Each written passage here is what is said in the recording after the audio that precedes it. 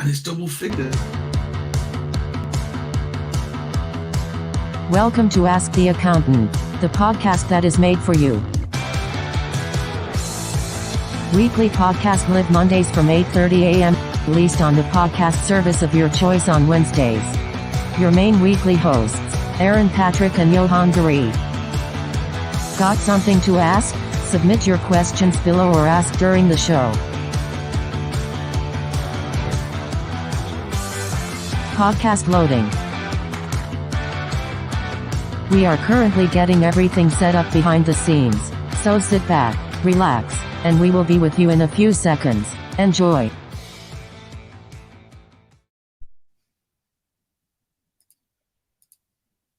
Good morning, everybody. Welcome to episode 10 of Ask the Accountant. Aaron still bopping away to that intro. That's got to be the best way to start a Monday morning. How are you, Aaron? Very good. Yeah, but an interesting day already. I was telling you off air, wasn't I? Yes. We had a little extra friend join us today in our household.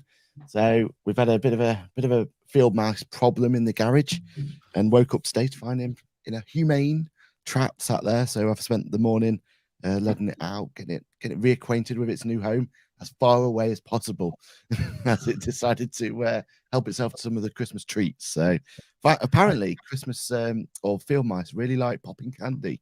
So you would never have guessed that one. So that's what I've learned today. So what about you, Jan? You had a good day, good weekend? Yeah, very good. Thank you. Very good. Very chilled weekend. Literally chilled, wasn't it, with snow? Well, yeah, we had lots of snow. It's currently -3 outside. So the dog has even turned around and said no thank you to his morning walk. Yeah, it's cold, as it always is at this time of year in Scotland. But yeah, no, very good. Chilled weekend. Upsettingly, we've caught up now with The Good Doctor. So we're now in line with everyone else. So we now need to find something else to binge watch. But we'll find something quick enough, I'm sure.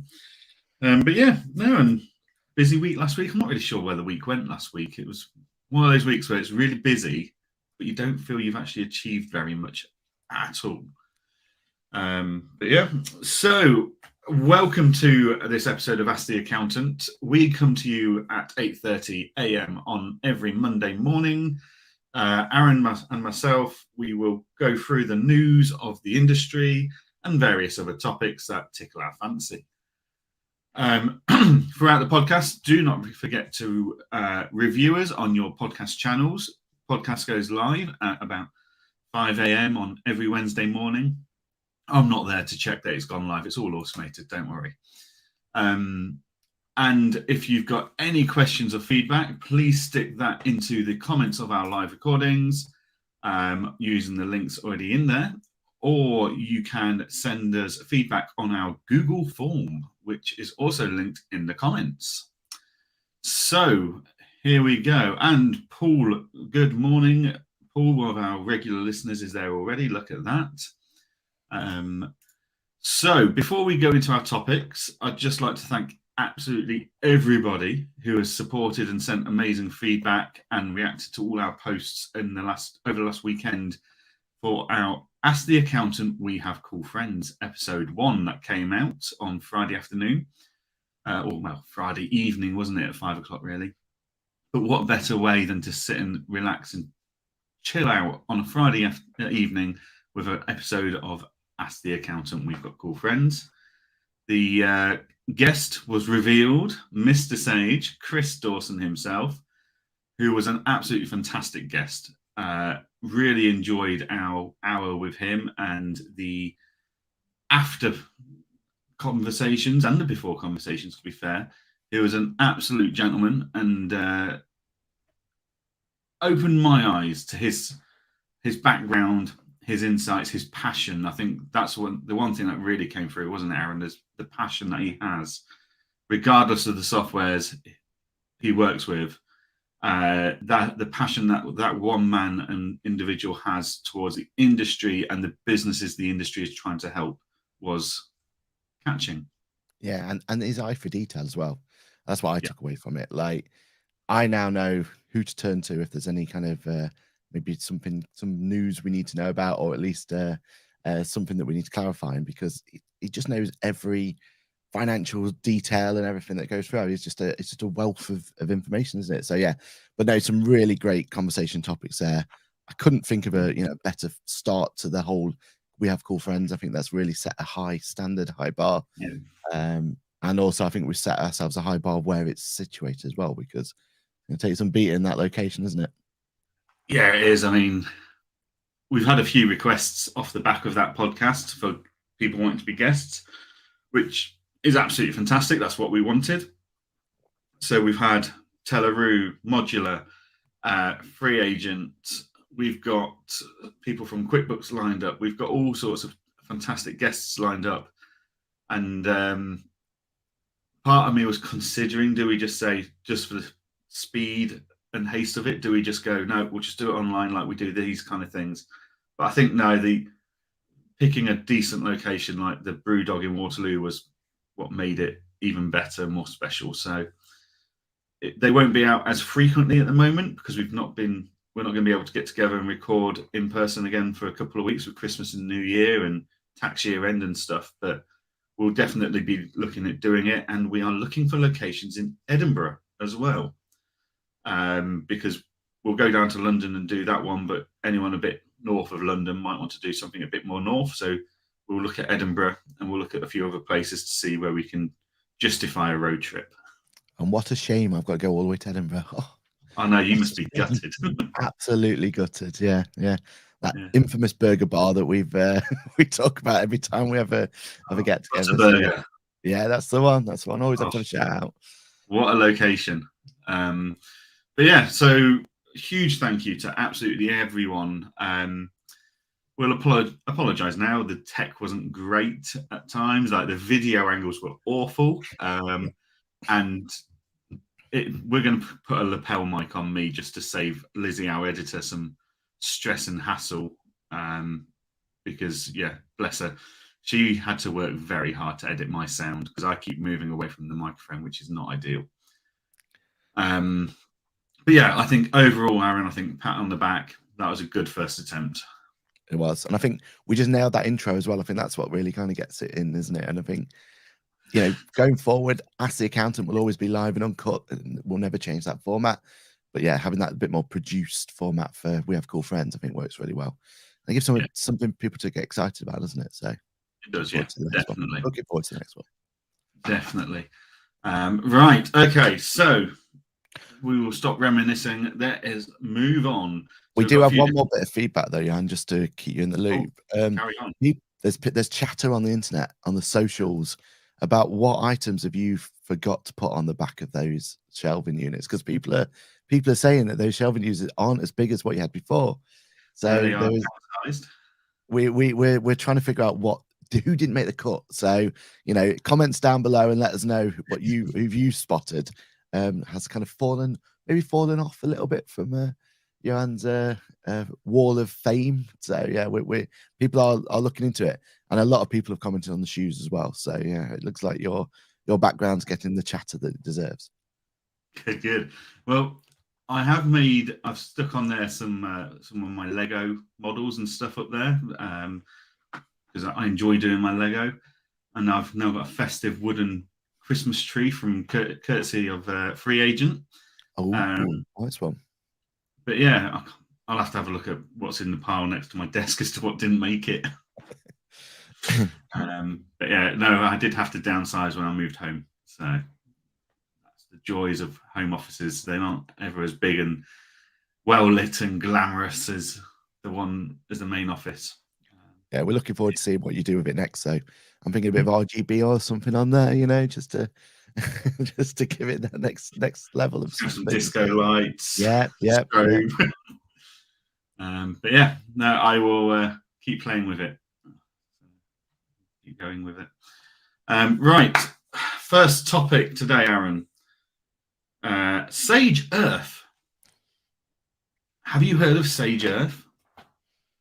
Well, not until you told me about it before this in the intro here. So no, this was also an acquisition that completely went under my radar. I didn't even know about the acquisition that happened itself. So yeah, I mean, tell us a little bit more, Johann. I mean, it's one of those, isn't it, where I think the idea behind it is absolutely sound, but the implementation of it seems a little bit. So I think that's where we're going to get conversation topics from. Challenging, yeah. So, as we all know, global warming, carbon footprints, etc., net zero targets are all becoming a more and more discussed topic, not just for the big businesses, but our small businesses as well. And in many, many ways, the small startup businesses are actually leading the charge on finding ways to become more net zero quicker. If that's a thing, is that a word? More net zero quicker. To become net zero in a shorter period of time. Sounds better. And over the last 2 years, I'd say, I've seen more and more little softwares popping up at Accounting Web Live and Accountex and stuff, where they've got tools that you basically answer a huge questionnaire and you put in a few figures and it comes out with your approximate carbon footprint and ways you can reduce that. And if you do X, Y, and Z, you could be carbon net zero by 2030, 2040, whatever it comes up with. So there was a tool in the industry called Spherix, SPHERICS. Spherix. My dyslexia is not helping me there. But ultimately, Sage acquired it back in October, so just 2 months ago. And it's now been rebranded into Sage Earth. And basically, the idea of the tool is that it can pull off certain key metrics from your accounts, plus your manual input about various things of office you've got, how much electricity you use, how much gas you use, how much traveling you do, etc., etc. And it comes up with how much carbon you're pumping into the world and how long it's going to take you to get to net zero if you do aggressive, medium, and slow transition towards it. Now, the ultimate goal of this is for companies that want to be B Corps, which are very environmentally sound companies, and other companies to be able to go to give some facts and figures to their audience, to their stakeholders, whether that's their shareholders, their staff, their customers, whoever it is. So I have to say, I'm impressed that Sage has seen this trend and made an acquisition and rebranded it in 2 months. I think that's incredible. I mean, Sage, we discussed in the podcast with Chris, didn't we, that the dynamic approach that Sage leadership seems to be taking to acquisitions and reacting to trends and stuff, and that's fantastic. Now, the overwhelming feedback about all of these kind of softwares, though, that I've looked at and I've spoken to people about is accountants like facts and figures. We like accurate understandings of things. And a lot of these softwares at the moment are very guesstimate, estimate, assumption-based, average-based kind of figures, which a lot of people then question their place to be on a set of accounts, because that is ultimately what people are saying is we should be reporting our carbon impact alongside our financial results so that we can be held to account for improving our carbon impact. And in the same way we state on a set of accounts, in 2020 we had 13 staff, in 2021 we had 14 staff. We should be going, in 2020 we had this amount of carbon impact, in 2021 we had slightly less. So it all makes sense as a concept to me. However, are we happy with estimates, guesstimates, and assumptions? I'm not so sure at the moment. But then there's also a pricing factor. Now, I've not seen Sage Earth's pricing, but other softwares I've looked at like this have come out extortionately expensive for especially small businesses to consider. So, you know, we've got one client who is really pushing for the whole net zero as soon as possible. They buy all their products locally. They don't import. They're constantly improving their working processes, their equipment, their facility to be more environmental. So they were interested in this concept of being able to go and declare these figures to their social media following. But the problem was the price tag the software companies associated to the software versus the value the client was going to get out of it were two extremely different things. So I think it was going to cost over £1,000 a year for this client to use this software. And that, is it going to generate over £1,000 worth of new business for them? Because they're publicly stating some assumptions, guesstimates, and estimates. The client didn't think so and couldn't justify it. So we walked away from it. But yeah, so that's my rambling on it all. Aaron, what's your take on the concept? What's your take on small businesses being able to implement this and accounting firms recommending and promoting it to their small businesses? So just before going into that, just to give you a bit of a context, I found a £9 per month floating around. So that's what it was before. And from what I can tell, that's what Sage Earth are trying to promote, but they do have a contact us button, so maybe that pricing's not accurate. But yeah, £9 per month is, that's more than reasonable. That's very affordable. If that's what it is going to be, I've got a lot of clients that would take up that option. Yeah. Because it's also not just for Sage as well. We've got currently connections with QuickBooks, Xero, Sage Cloud Online, and everything else. So it is something that, by looks of it, we can use for current clients as well. How long that connection maintains for, we don't know, but yeah, currently. Yeah. Well, having had our conversation with Chris, I think that those connections will stay. He's very open, saying, "Look, we don't care what bookkeeping software you're using. If you need to plug into something that we're doing that someone else isn't, that's okay. We can work with that." Yeah. But auto entry is never taken away, is it? It's always been connected to the competitors as well. So it's a great. And they've never done that thing of, here's a really nice, brand new, sexy feature, but we're only releasing it into Sage users. They've always said, no, this is available for everyone. So yeah, if it's £9 a month, then that's affordable. I'll go back into my cage about the price costing of these types of softwares, because that is very affordable. Now, whether that's because Sage has got the financial backing to be able to do that and undercut the market, or if that was their pricing originally, I don't know. But that was their original price, and so I suppose we don't have confirmation Sage are going to maintain that pricing. No. But yeah, you'd imagine it'll be around that sort of figure for it to be still viable. Yeah, definitely. Cool. Okay, so what are your thoughts on the idea?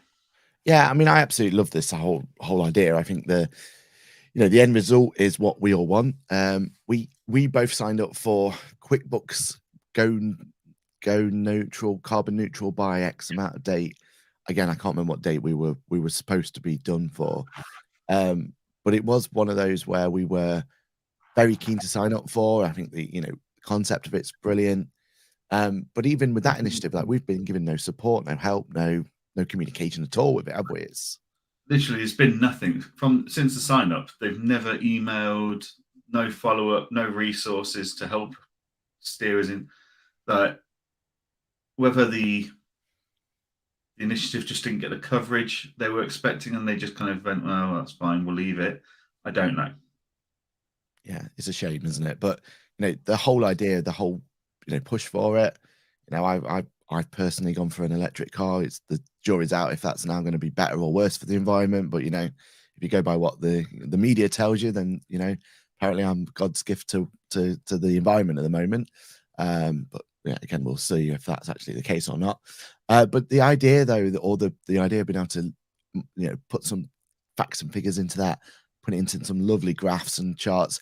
I think that's one thing that Sage is absolutely dominating at the moment, is how to present data. It's gone very, and again, this harps back to what Chris was talking about in his talk. His whole idea is that we can have all this data, but it's how do we present it to clients that matter. And if you just look at kind of some of the screenshots and everything of Sage Earth, that's what they're absolutely nailing. It's really easy to see. It's a dashboard that makes sense.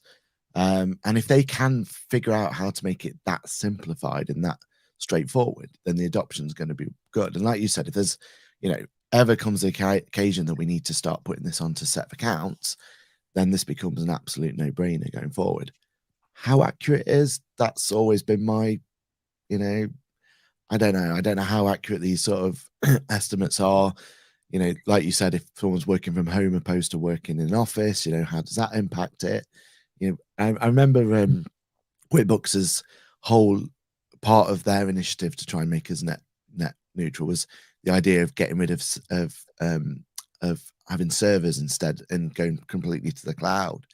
And there's definitely argument for that's going to be better for the overall environment, but there's still the infrastructure of the cloud that's going to need to be taken into account. And all these are still estimates, aren't they? So it's really, really difficult to find an exact figure. And yes, you can praise the fact that you get a 4.5 reduction, it says on this website here, but you're basing that on not facts and figures, you're basing that on assumptions and estimates and everything else. So I don't think they'll ever be able to make it 100% right. I mean, that's pie in the sky sort of idea.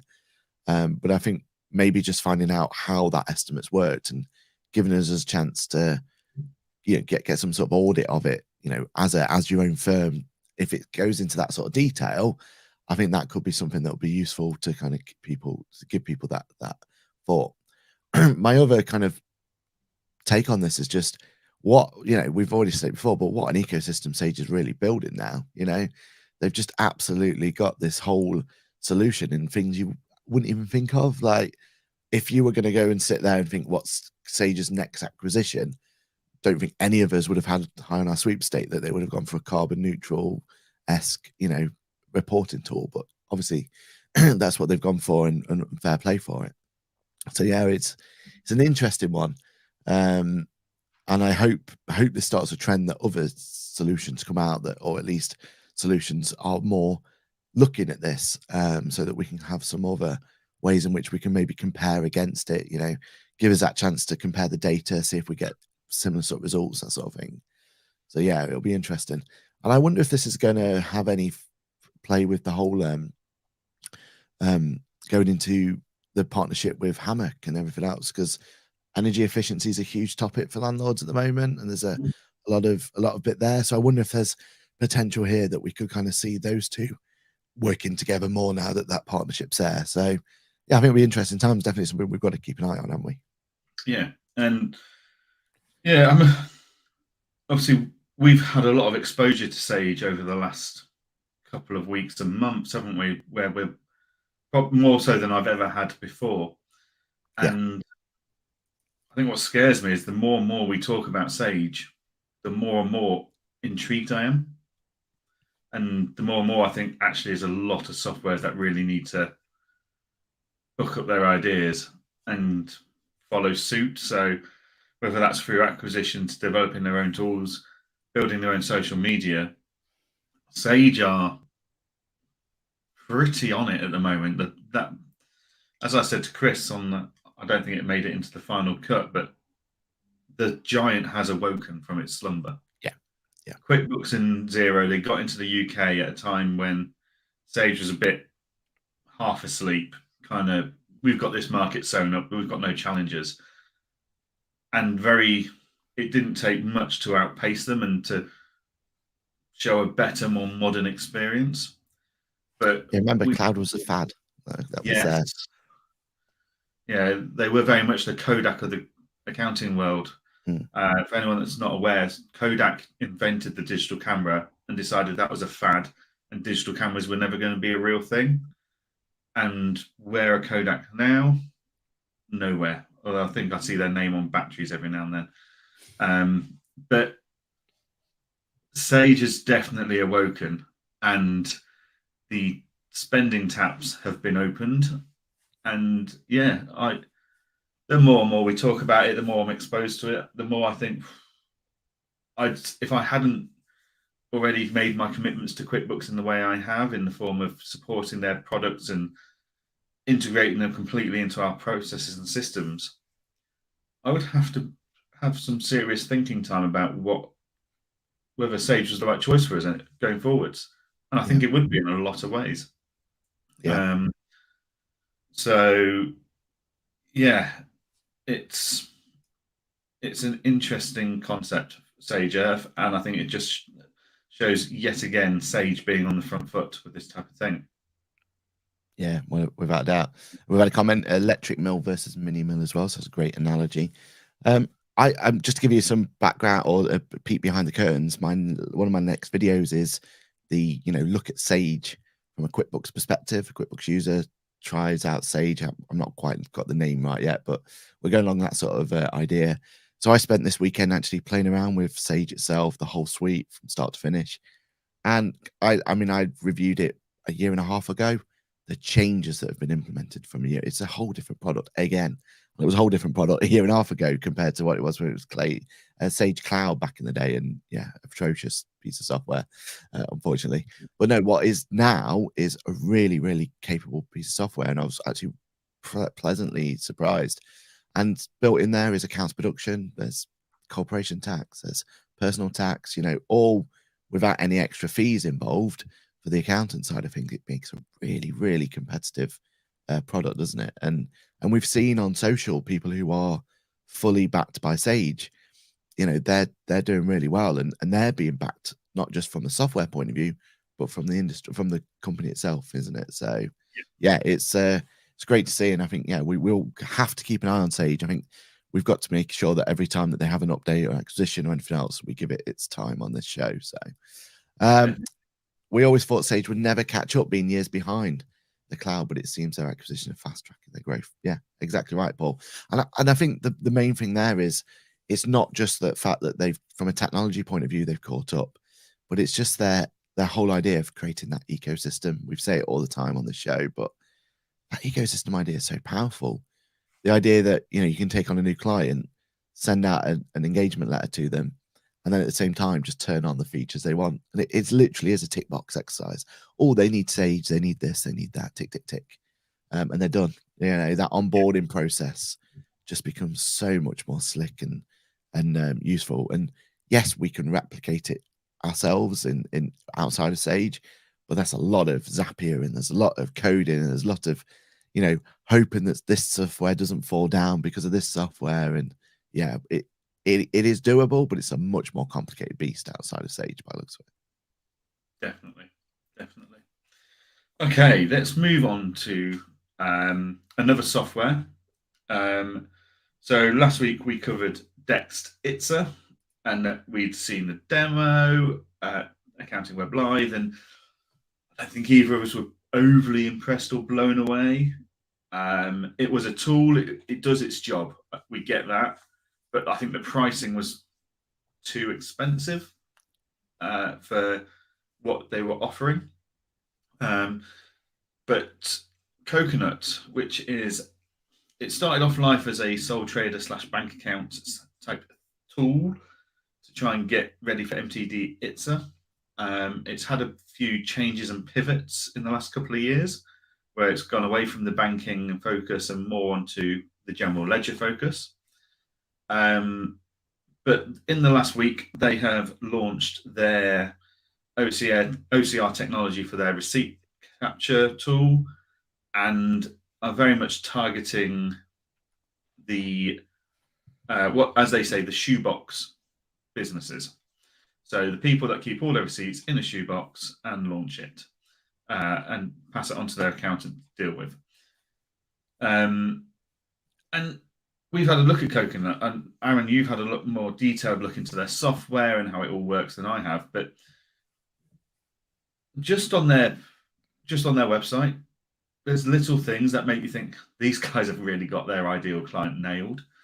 So Coconut's pricing is something we're going to discuss, because they're £7.50 including VAT, whereas Dext is going to be £6 including VAT a month. But the amount of extra features and insights you get from Coconut for that extra £1.50 is phenomenal. And that's what we're going to discuss today, I think. But just the fact that on their pricing page, they've got monthly plan, £7.50 per month, including VAT. A lot of sole traders, they don't care about including or excluding VAT. What they want to know is that amount that's going to leave their bank each month. So when they say it's £5 and then £6 comes out the bank, they go, well, hang on a minute. of VAT. So I like that. But what I really liked was next to including VAT, in that usual smaller print where you get including or excluding VAT, it highlights that it's tax deductible. It's like they've really thought about what are the, who are we targeting here? Well, there's no point in telling accountants that this accounting software is tax deductible because we know. But what they're obviously targeting here is the sole trader themselves going, look, use this software. This is the price per month coming out of your bank account because we've included the VAT in that price. Oh, and by the way, if you weren't sure, this is tax deductible. You can put this on your expense list. And I just think that is a fantastic example of niching your marketing to your client. I think that's absolutely brilliant. But Aaron, you spent a lot more time looking at the tools within Coconut and how it works. And we looked at Dexit last week. We know you can either go through receipts or bank, one or the other, to then file quarterly returns. What does Coconut do on top of that? Yeah, I think the big one is that or statement you just said there. So that's the bit that I still can't get my head around from the MTD Dex MTD offering. I don't understand that or functionality. You're going to have a sit down with a client at the beginning of their journey and their process, or you're going to dictate to them whichever way around it's going to be. And you're going to tell them either we're going to connect their bank and we're going to be feeding the bank data through, or we're going to be using your software, OCR technology, to extract it. And to me, that's the bit that maybe I'm wrong, maybe I'm missing something massively here, or a subsection of clients that I'm just completely not seeing. But I don't see where that or functionality is going to really come into play. I think that's just going to cause too much confusion. And ultimately, you're pigeonholing clients from day one. And I don't know how easy it is to maybe swap that solution around or migration of data. I don't know. Maybe they've made it really slick to make that choice and flick around. But again, that all bit really, really ekes on me. Also behavioural, isn't it? So that if I turn around to a client and say, you can use a bank feed. So if they turn around and say, oh, we're an online shop, everything goes in and out of the bank, we don't do cash. It's like, cool. Exactly. The bank connection is the right one for you.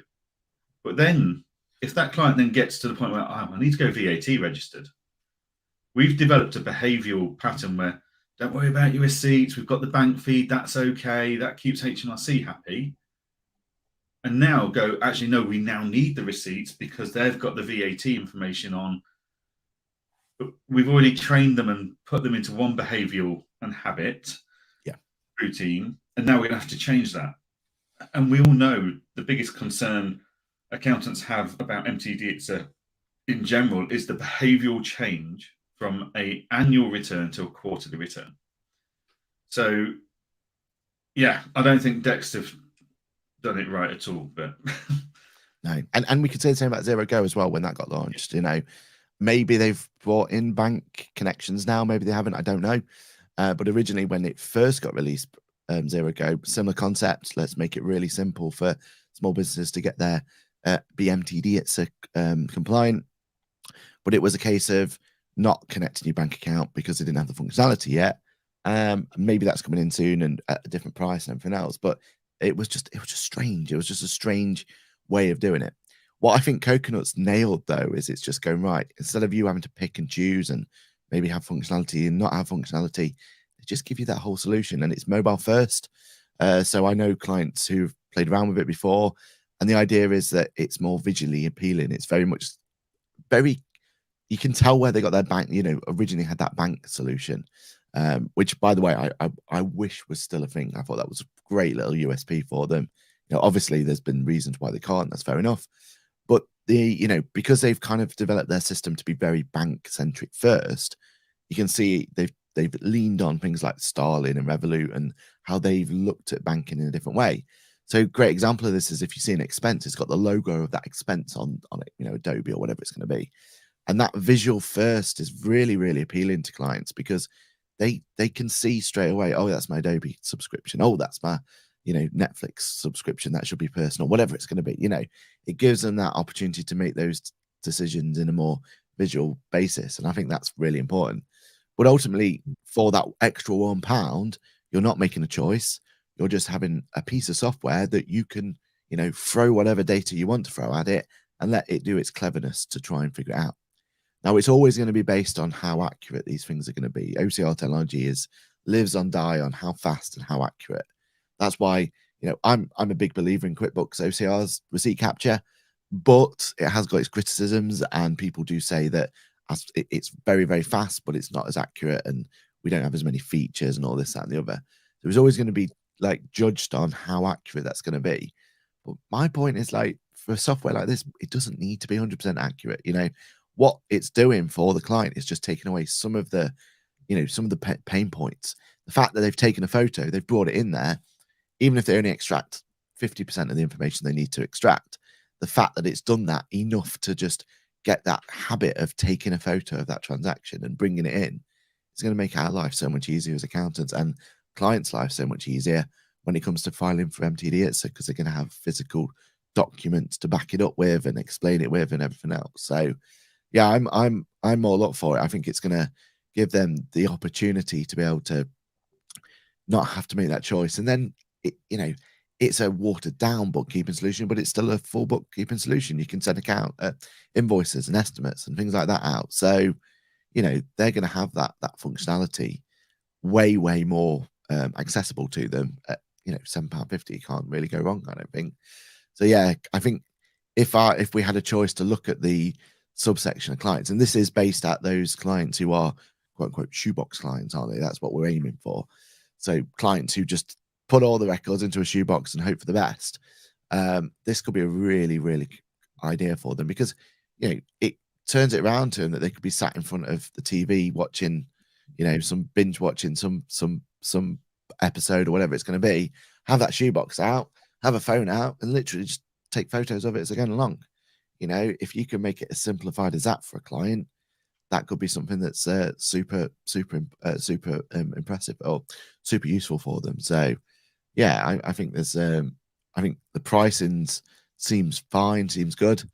So yeah, I think it's something that we'll definitely be exploring a little bit further in our practice. Definitely, yeah, and I think there's a lot to be said for these softwares that have just got the one offering. So Hammock, by far best in class landlord tool you're ever going to come across at the moment. Agreed. Coconut is doing what QuickBooks Self-Employed, Zero Go, etc. does. However, it's all Coconut does. So they're always going to be able to do probably a better experience and a more in-depth experience than Self-Employed from QuickBooks will ever do. Yeah, because the whole team at Coconut is focused on this one thing, and I think it really shows the benefit of niching in the software world. They've worked out their target audience. They've just cracked on with it, and they're doing a great job.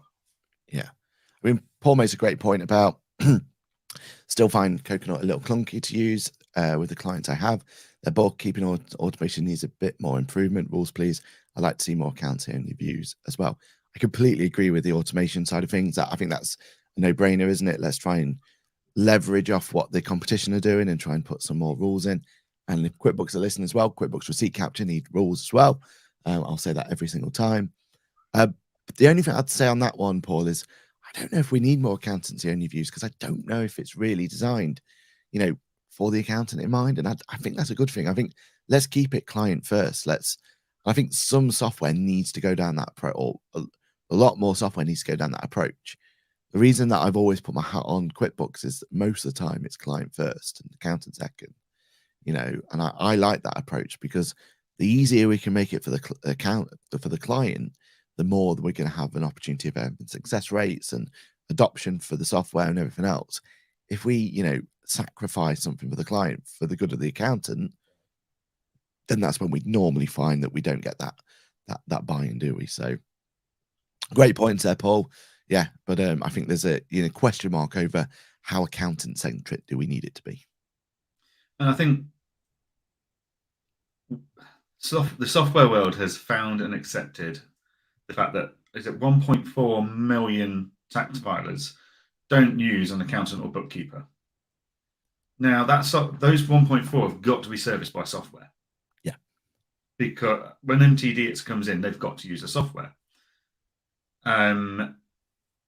the issue you've got is, do you force that 1.4 million into using an accountant because they can't understand the software, which HMRC won't be happy with, because people would rather try and do it themselves in that 1.4 million people than talk to an accountant or bookkeeper. We have to accept not everyone's going to use us. We've not got a whole market thing like they do in America, where everyone's got to file via a certain qualification of accountant for their tax returns. So if we've got to serve that 1.4 million to meet MTD ITSA requirements, they need a client-first solution, and that is what Hammock and Coconut are fantastic for. And Hammock and Coconut then see there is a collaboration to be had between accountants and their software to help support the rest of the taxpayers that will go through an accountant as well. And I think as accountants, we keep forgetting that there's 1.4 million taxpayers who file self-assessment tax returns and do not use our services. And that's where softwares are targeting. And that's sometimes where that issue of accountants feel like we're being bypassed by softwares to go direct to customer. Actually, it's more to meet that 1.4 million taxpayers requirement and to get them ready for ITSA, whilst the software providers work with us to get our clients ready for ITSA. Yeah.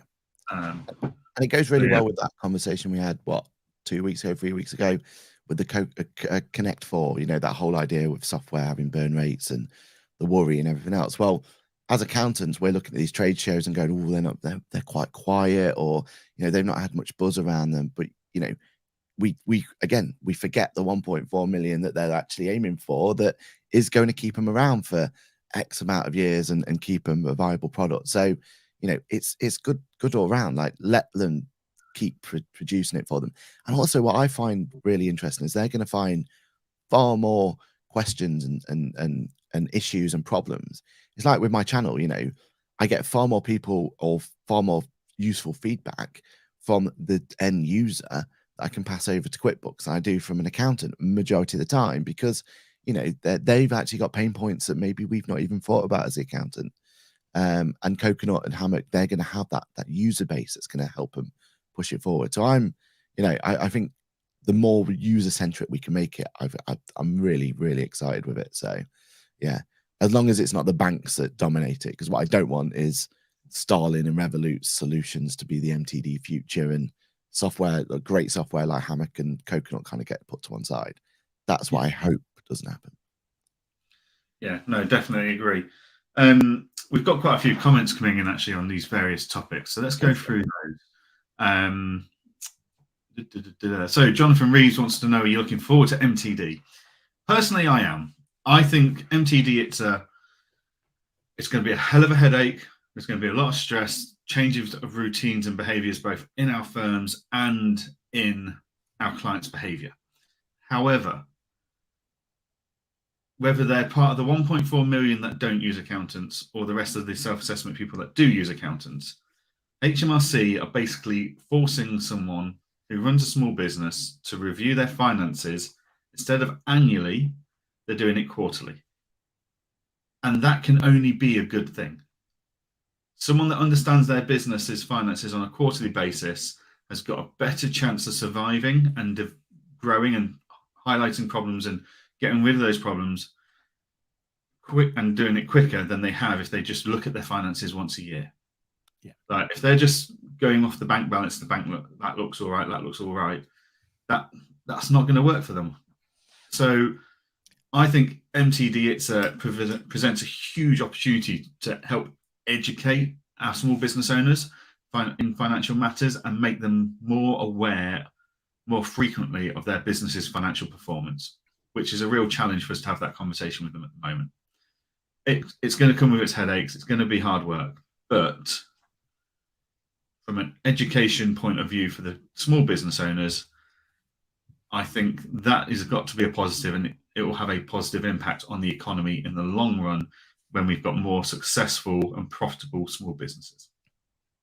Yeah, I completely agree with the positivity there, and I'm exactly the same. I can't wait for, you know, MTD to be a reality just because of the goodness it will do. Now, excuse me, there are definitely going to be clients out there that are going to find it challenging, and I think we as accountants, we owe it to them and software to find solutions for them, and I think we can find solutions that are going to help them. So I'm thinking more the farmers and people like that that are really going to struggle to adopt it, and there's going to be technical issues for them.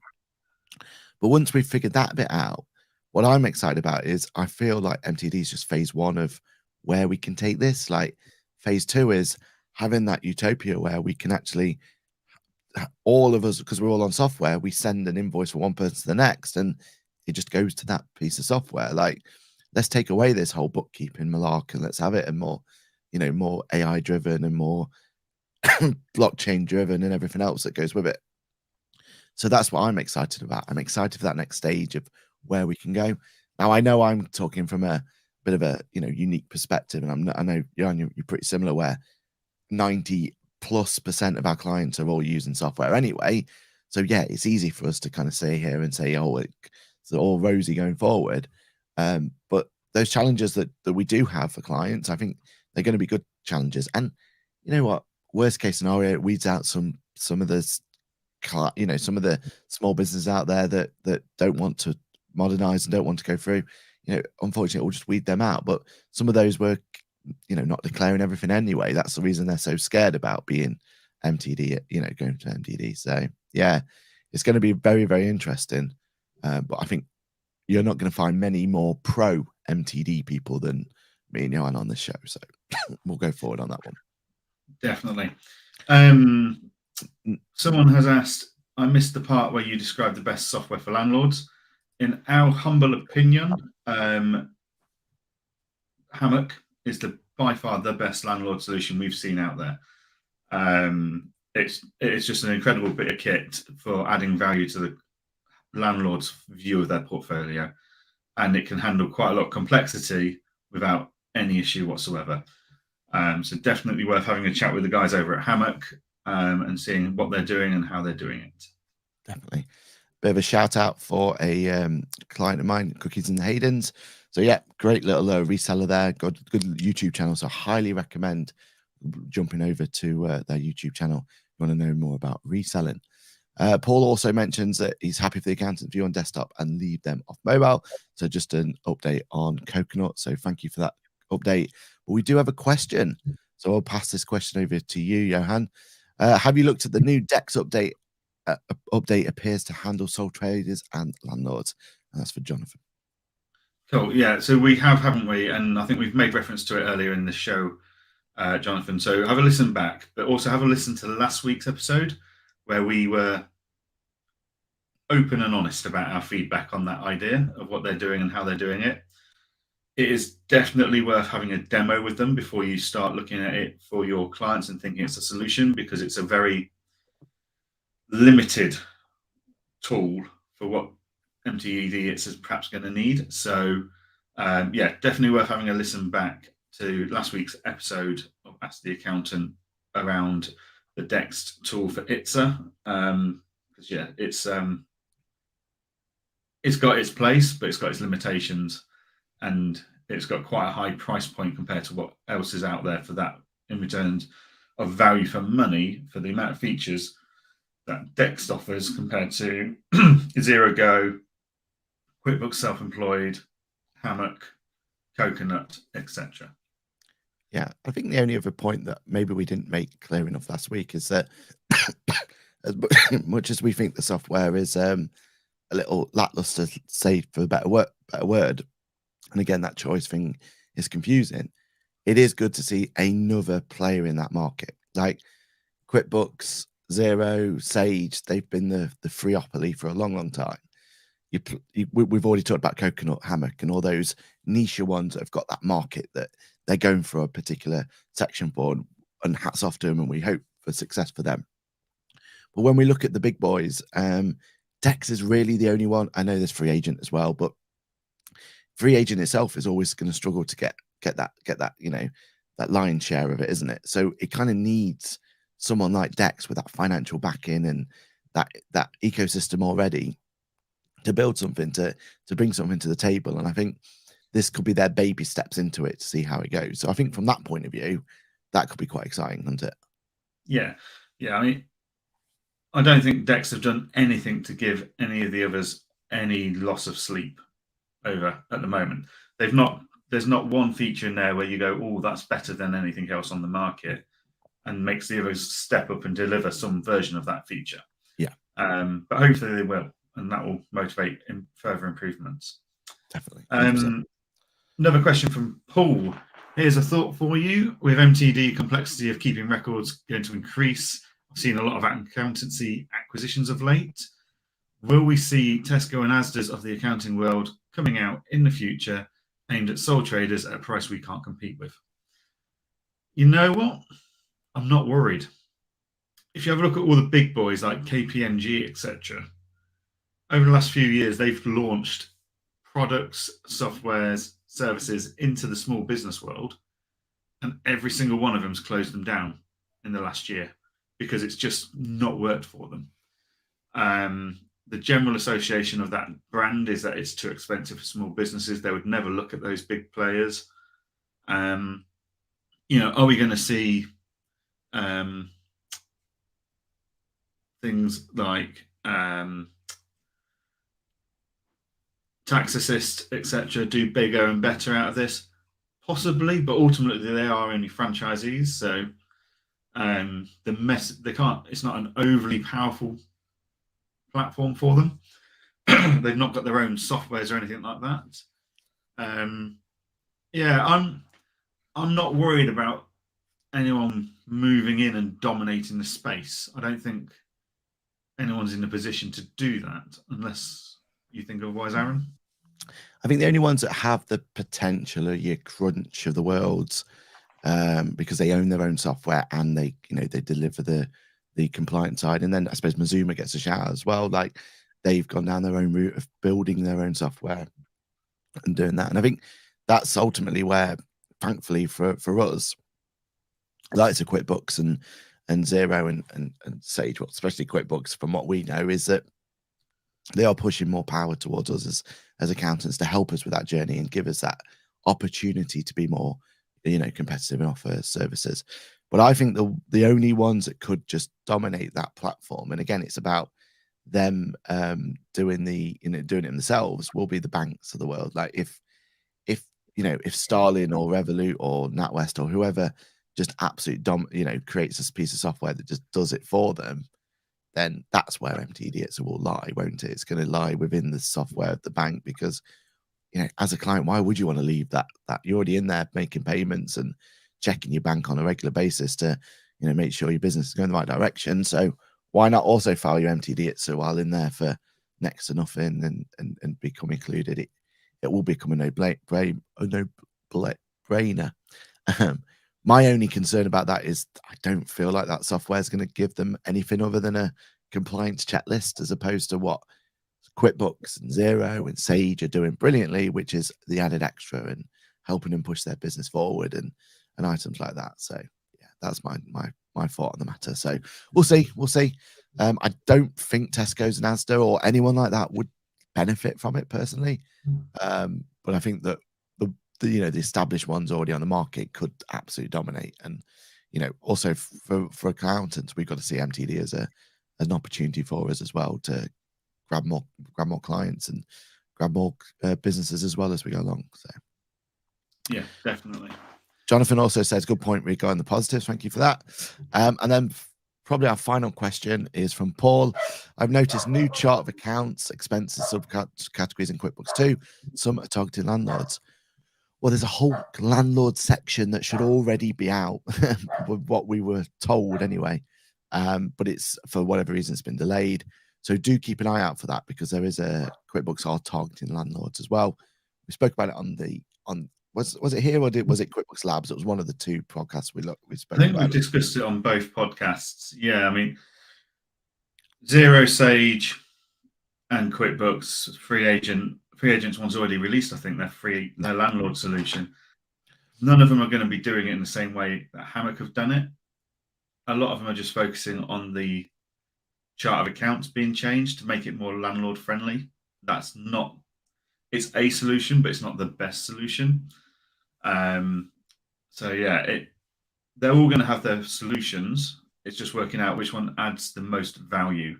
And I think a lot of the accountants I speak to are saying, look, we're worried about MTD itself because it's going to be extra work. It's going to cost the clients more. So actually, and I say, well, that's fine, but we need to deliver more value. So am I going to charge £7 a month for a client to use the Dex tool, or Coconut, or QuickBooks, or Hammock? Which one's going to give that specific client more value? I would argue QuickBooks and Xero would give more value to a sole trader over Dext and more insights, and Hammock would give more value to a landlord than QuickBooks, Xero, or Dext. So it's working out what's the best tool for the price point for the value it's given.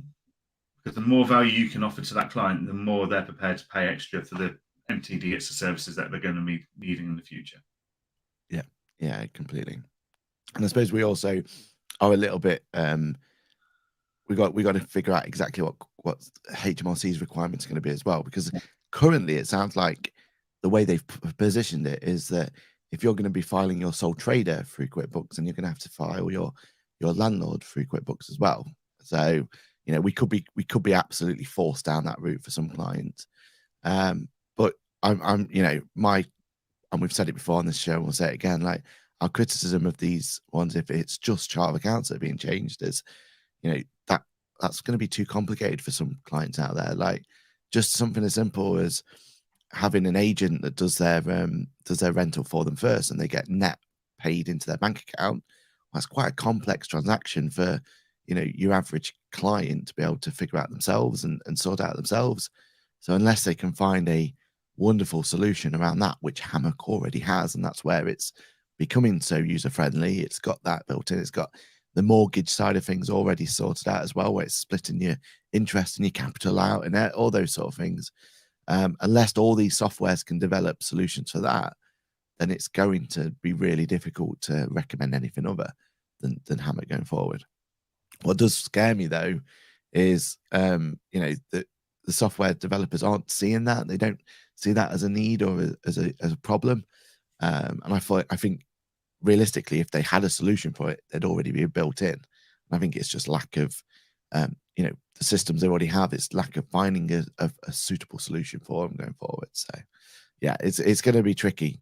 Hammock had the beauty and the idea and why they are best in class is because they were able to just build it from the ground up as what they need it to be. It was designed for a particular niche, and it absolutely dominates on that bit. So we shall see. We shall see what happens. But yeah, keep an eye out for QuickBooks Landlord and for the rest of them to come through as well, because I think it's going to be interesting to see how those solutions develop going forward.